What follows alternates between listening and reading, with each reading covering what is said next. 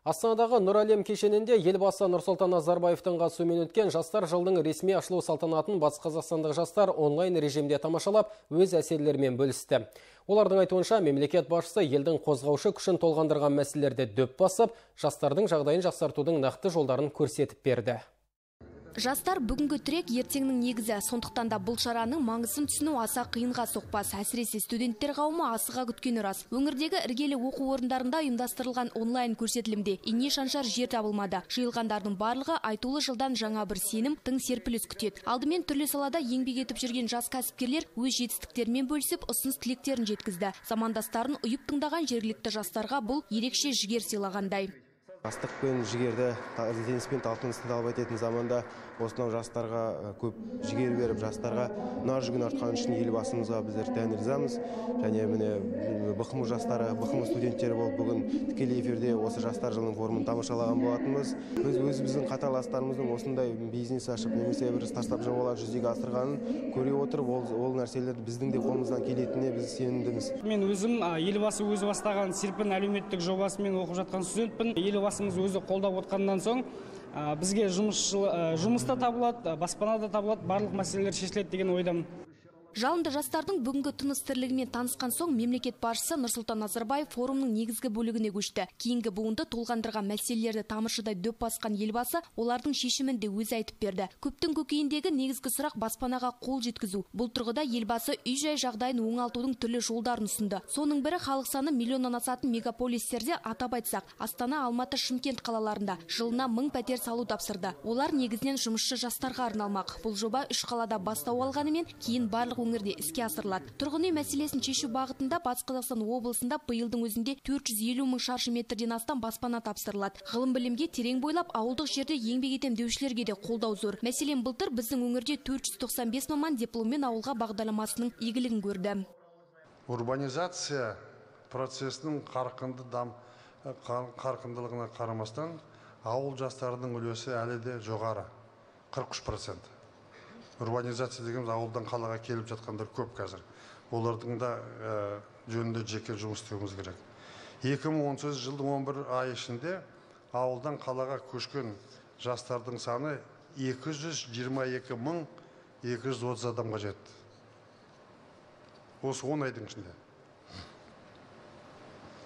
Сондықтан үкімет пен әкімдіктер олардың біліп алуы, жұмысқа орналасуы, демалыс және басқа мәселелерін жүйелі шешуге күш жұмылдыруы тиіс.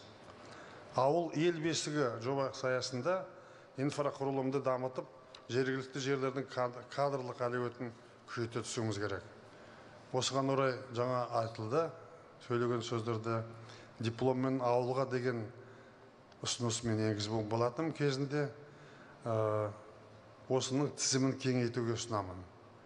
Көшіп барған үшін жастарға жәрдемақы бұрын 70 айлық есептік көрсеткіш болатын. Соны 100 айлық көрсеткішке дейін жоғарылату керек. Шағын және орта кәсіпкерлікке жастарды кеңінен тарту үшін әр аймақта жас кәсіпкер бағдарламасы қолға алынбақ. Бұл осы салада еңбек етіп жүрген мыңнан аса батыс қазақстандық үшін зор мүмкіндік болмақ. Сондай-ақ салауатты өмір салты насихатталып, отбасы құндылықтары дәріптеледі. Жас ұрпақтың отансүйгіштік сезімін арттыру үшін әскери патриоттық тәрбиеге ерекше мән беріледі. Мемлекет жастардың жағдайын жақсартуда аянып қалмайды дегенмен қайтарым болу керек. Осылай деген елбасы оқу оқып, еңбек етіп бір саланың кәнігі маманына айналудың маңыздылығына тоқталды. Бұл ретте өңіріміздің маңдайалды жастары бір жағадан бас, бір жеңнен қол шығары әрекет етуге дайынбыз дейді.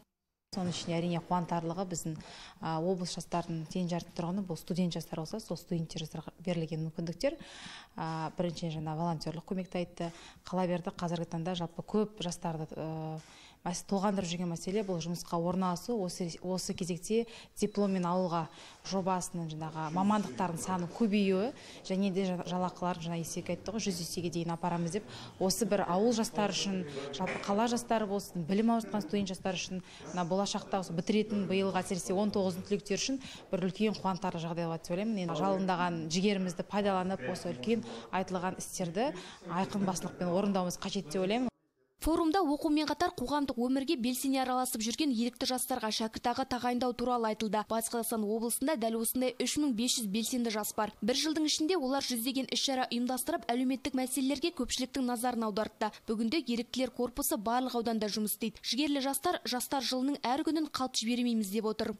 Волонтерлардың негізгі акциялары қазіргі таңда бұрынғыдай жаңағыдай ту алып, футболка киіп жүру емес, нақты мекен-жайлық көмек көрсету болып табылады. Қазіргі таңда осы облысымыздағы Ұлы Отан соғысының ардагерлері, тыл ардагерлері, жалғызбасты қариялар, солардың жаңағыдай үй жұмыстарына көмектесу секілді жұмыстармен айналысады. Волонтерларға үлкен көңіл бөлініп жатыр, оларға шәкіртақы төлеу мәселесі көтеріліп жатыр.